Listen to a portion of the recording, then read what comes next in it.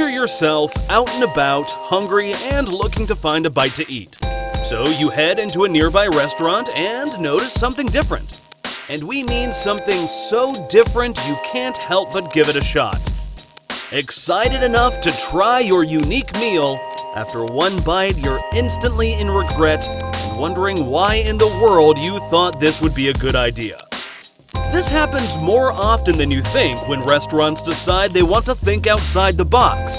And many times when they flop, they are short-lived. These are times where fast food ideas didn't go as well as they expected.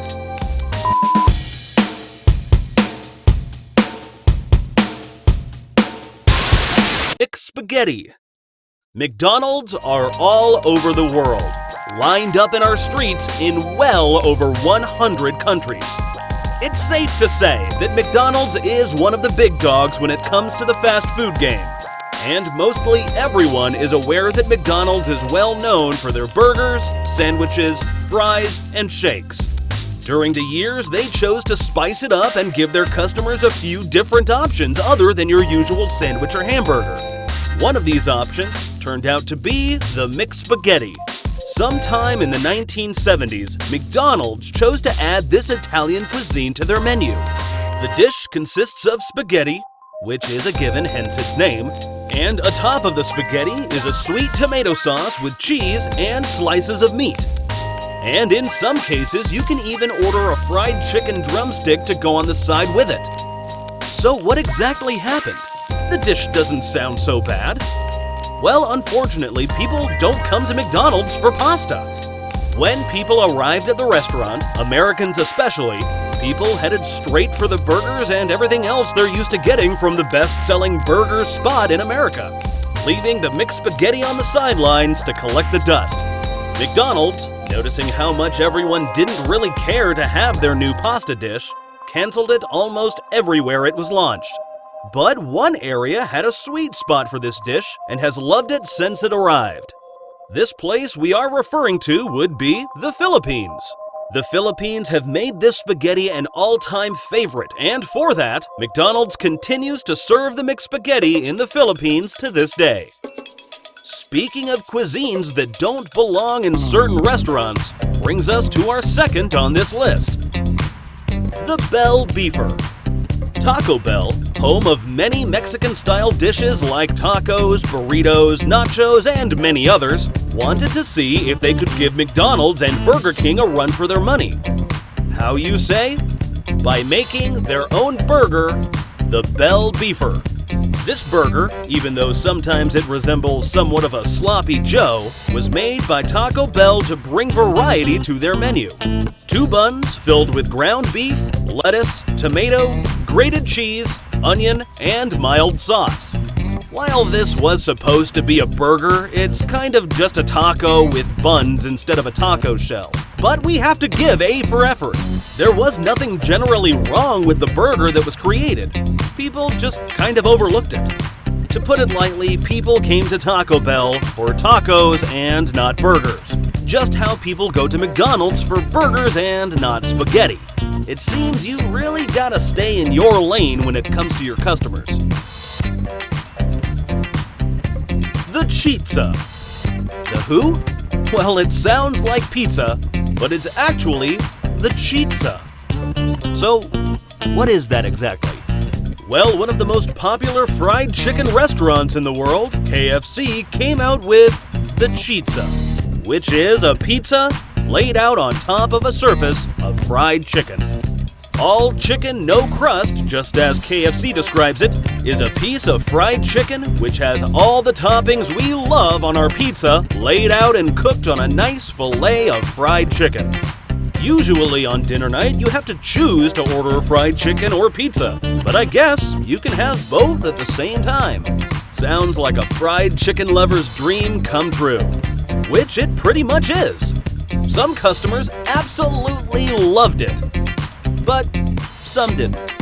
Observing how the Chizza did on the market, KFC decided to discontinue this slice of cheesy chicken goodness as it seems it didn't deliver the expectations that KFC had for it in the first place. McDonald's Mighty Wings. We couldn't just leave you with the story of the mixed spaghetti. McDonald's has experimented in many different areas when it comes to the fast food market. This one happens to be a little more up their alley than spaghetti. Almost everyone loves a side of wings, bone in or out. They make a delicious meal or side. McDonald's, seeing restaurants have success with wings, they decided they wanted in on the fun. In the 90s, McDonald's came out with the Mighty Wings. Now, everybody already was well aware of their chicken nuggets, but not too many knew about the Mighty Wings when they came out. Well, this is a video about fast food items that didn't perform too well, so what's the big deal? They're just wings, right? What could have gone wrong? For starters, the price was way too high for most. McDonald's is generally known as a restaurant where you can eat fairly cheap, and at over $1 per wing, which came in sets of 3, 5, and 10, ended up being a huge turnoff for most people. A few other things that steered people away included things like the wings having too much breading, and them being way too spicy. They were introduced to the market in the 1990s and discontinued in 2003.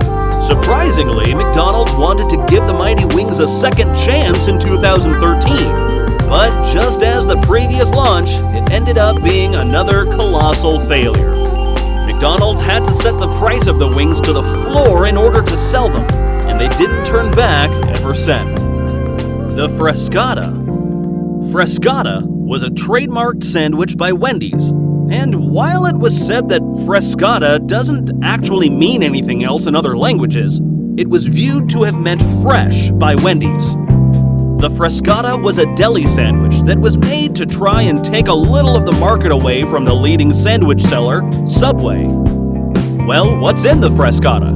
It's a deli sandwich from Wendy's made in 2006 that has Black Forest ham, roasted turkey, bacon, mayo, tomatoes, and lettuce, all on artisan bread.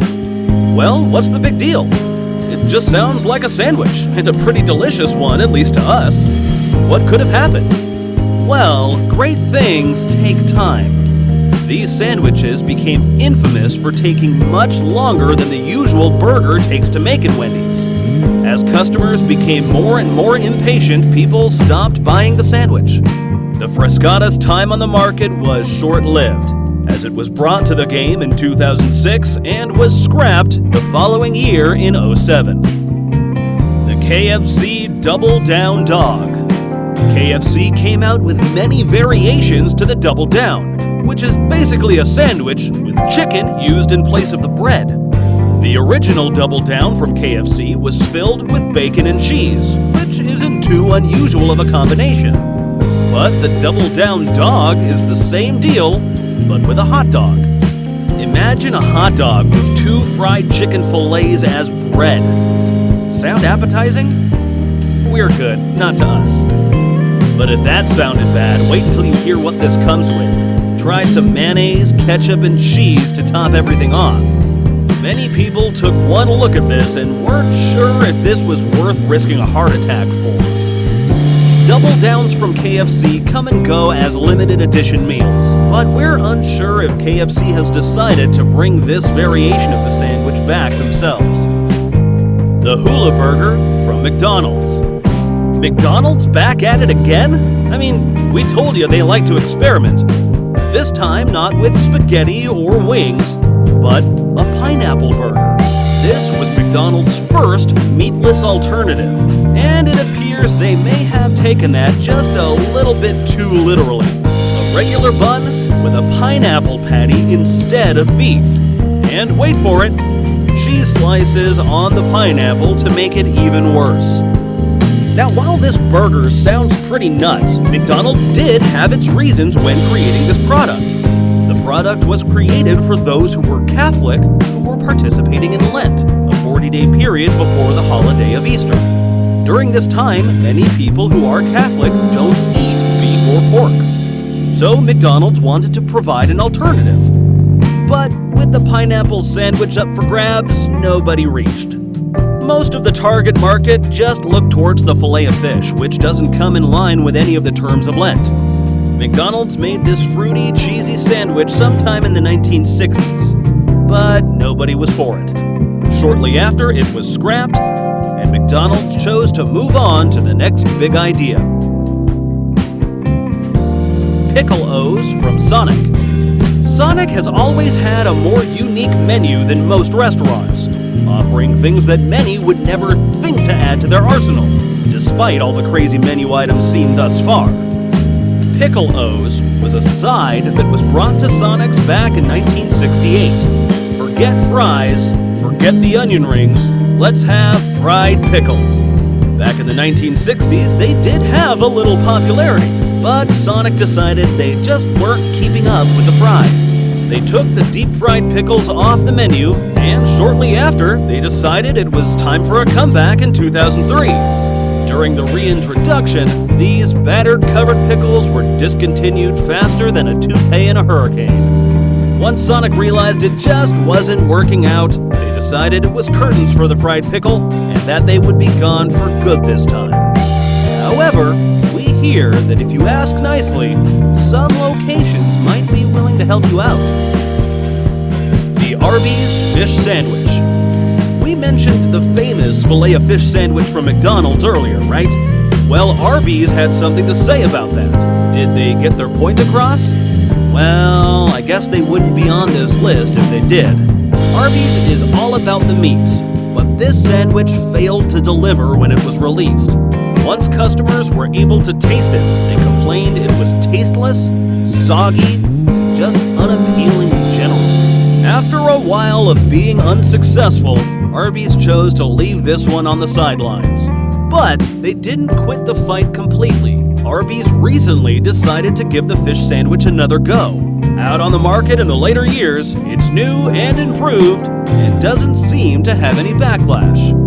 Yet. Chicken Club Burrito. Well, we might as well keep the deli coming, because Taco Bell also wanted in on the fun too. When they chose to broaden their horizons by offering burgers, they also chose to offer a burrito that basically tasted like a sandwich. Problem was, nobody expected it. Many customers heard the term chicken burrito and purchased, expecting a regular, everyday Mexican-style chicken burrito. A few bites in, and you taste what seems to be a BLT sandwich inside of a tortilla shell, with other Mexican-style flavors. Customers were confused about the burrito that ended up tasting like a club sandwich. With more and more disappointed customers tasting the burrito, I'm sure you know it didn't last very long. But I guess we can't blame them for trying.